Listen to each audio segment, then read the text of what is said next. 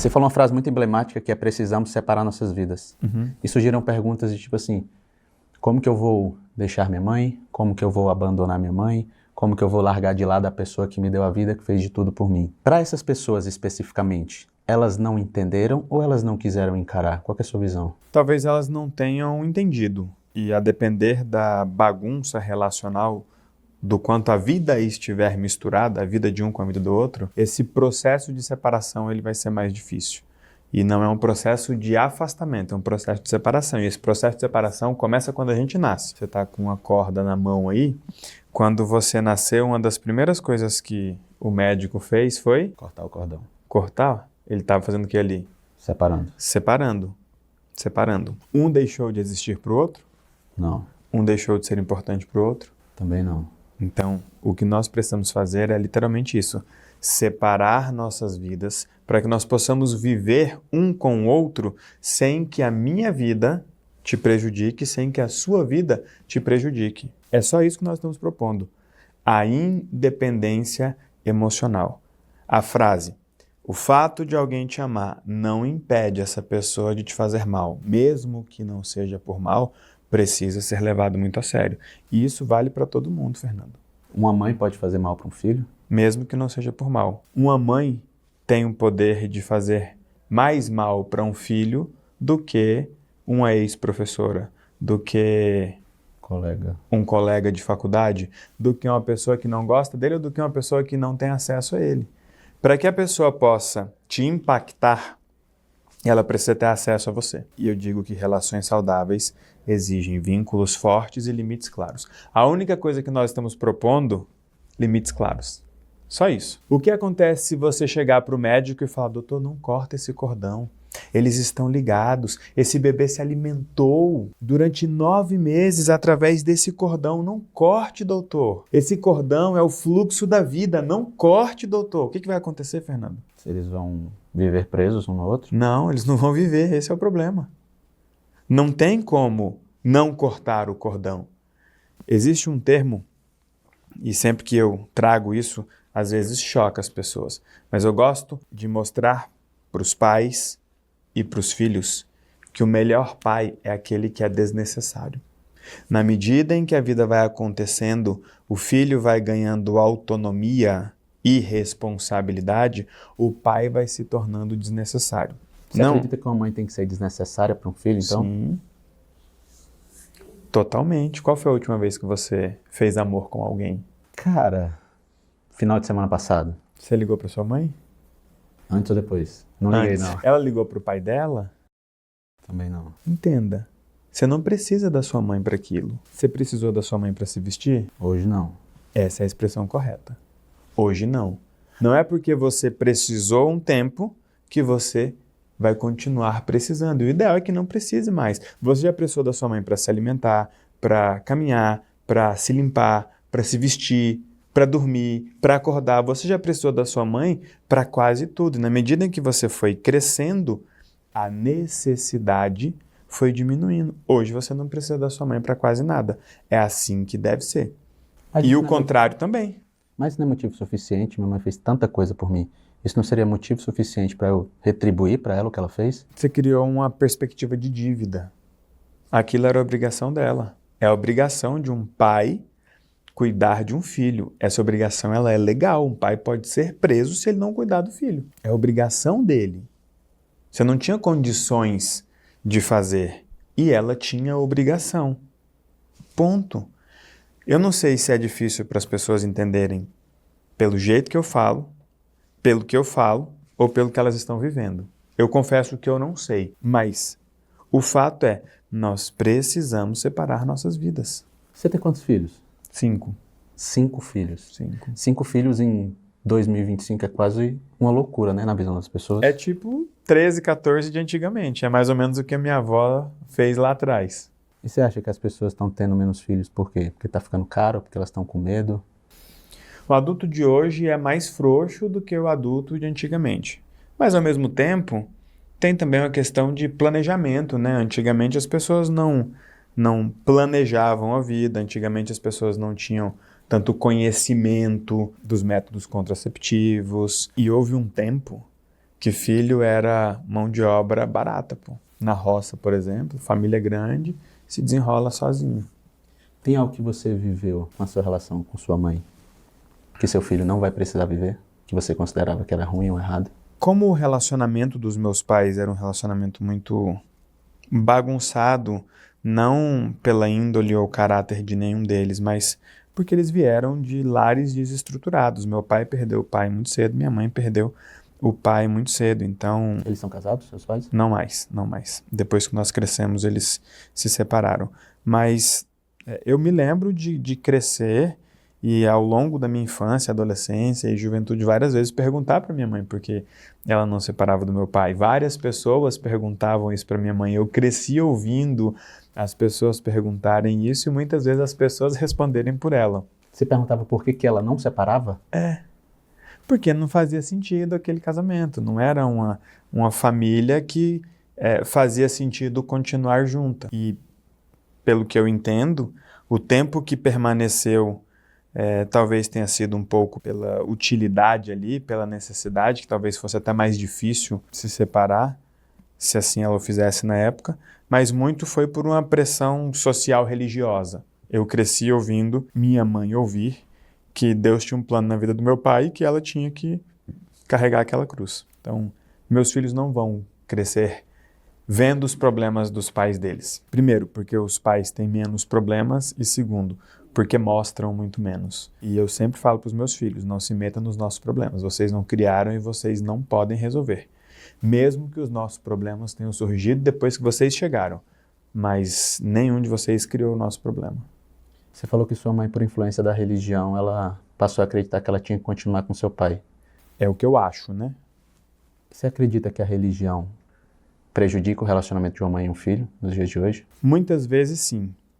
A gente acredita que a religião seja algo sagrado. A religião é uma das coisas mais humanas que tem. Você trabalhar que Deus é sagrado, que a Bíblia é sagrado, ok, mas que uma religião é sagrada, que uma igreja é sagrada, que uma pessoa ali é sagrada, aí é uma questão humana e relacional e entra dentro do que a gente ensina sobre inteligência relacional. Mas a verdade é que a religião ela pode sim fazer muito mal, inclusive para o relacionamento de pai e filho, porque a religião muitas vezes ela guia as decisões das pessoas e são decisões que não são tomadas muitas vezes nem por um nível consciente ou com um nível mínimo de liberdade. Então eu acho que sim.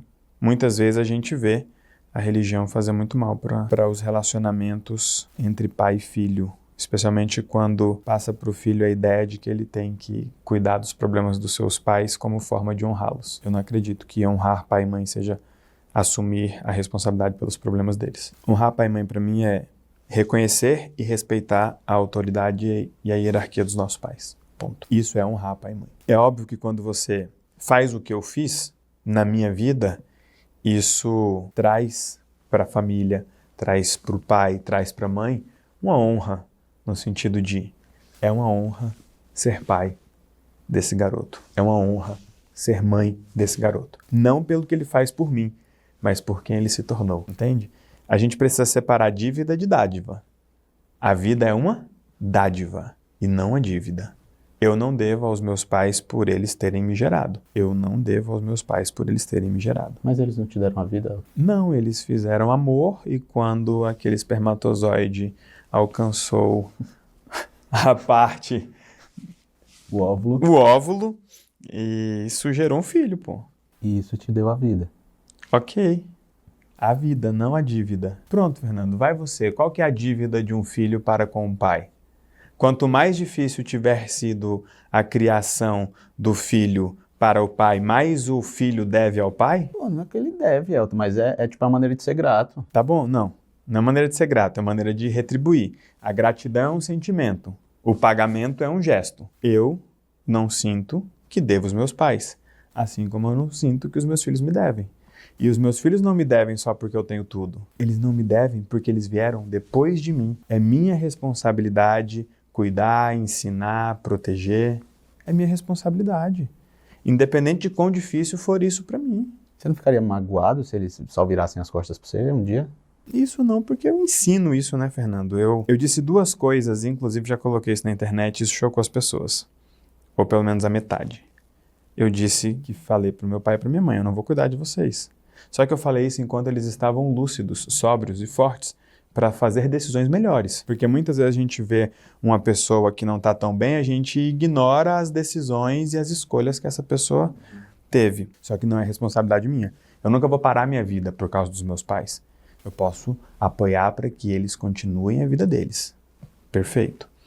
Só que eu também disse para os meus filhos, nunca pare a vida de vocês por causa dos seus pais. Nunca troque um sonho seu por um problema nosso. E se um dia nós estivermos doentes, estivermos com problemas, se afaste para que vocês não sejam contagiados e se afaste para que a gente se resolva mais rápido.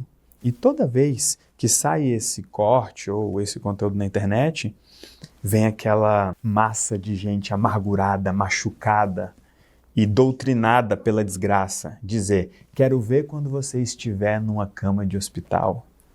Quero ver na sua velhice. Quero ver não sei o quê. Peraí, eu sei, a partir do entendimento da lógica da vida, porque as pessoas adoecem. Uma coisa é envelhecer. Outra coisa é adoecer e outra coisa é envelhecer doente. São coisas completamente diferentes, pô. A doença não é um artifício de morte. A doença está mais ligada com a vida do que com a morte. A doença é uma forma de viver, não é uma forma de morrer. Quem quer morrer, agora morre. eu baguncei minha cabeça aqui. A doença está mais perto da vida do que da morte? Claro, as pessoas não ficam doentes para morrer, elas ficam doentes para viver, porque o doente ele tem atenção, ele tem cuidado, ele tem carinho, ele tem espaço. Muitas vezes é mais fácil ser doente do que sóbrio num lar. Então eu não sou um tipo de gente chantageável por causa de problema, e eu nunca vou chantagear ninguém por causa dos meus problemas. Eu estou dizendo, nunca pare a vida de vocês por causa de mim. Tenho 5 filhos.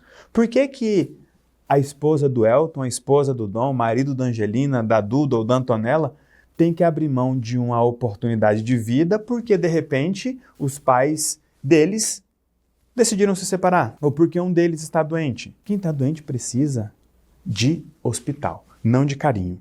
Se tiver doente por causa de carinho, é melhor você não dar o carinho, porque aí a pessoa levanta. Se você der o carinho, a pessoa continua. Você está falando então que tem mãe que usa a doença como se fosse uma espécie de imã, de carinho, de afeto? Sim, e filho que usa isso também como forma de receber hoje o cuidado que não recebeu no passado. Para você a doença, então, ela é uma espécie de um imã, de um afeto, de um carinho. A palavra certa é utilidade.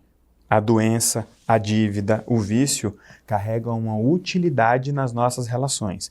Então tem filho hoje que depende dos pais para conseguir pagar suas contas. Filho meu não vai receber dinheiro meu para pagar a conta.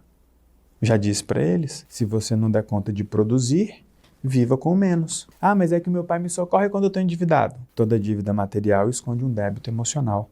Muitas vezes o pai está dando porque sente que deve alguma coisa àquele filho, porque não esteve presente, ou porque fez para um filho e não fez pelo outro, ou porque talvez não acredite naquela pessoa. Então a gente precisa colocar luz nas nossas relações, mesmo nas relações mais íntimas, porque são essas que nos definem. Você não daria dinheiro para seus filhos, então? Se o meu filho estiver endividado e etc e tal, eu vou mandar ele se virar. Porque se ele se endividou, o que foi que ele fez que não deveria ter feito, ou que ele deixou de fazer que ele deveria ter feito. Mas você tem muito dinheiro, não vai te fazer falta. Não é sobre a minha capacidade de gerar dinheiro ou a quantidade de dinheiro que eu gerei. É sobre o motivo pelo qual ele gera falta. Um adulto tem que ser capaz de gerar recursos para si e para sua família. Se um filho meu não estiver gerando o mínimo, alguma coisa ele está fazendo de errado ou alguma coisa eu fiz de errado. E a reparação não é ficar socorrendo.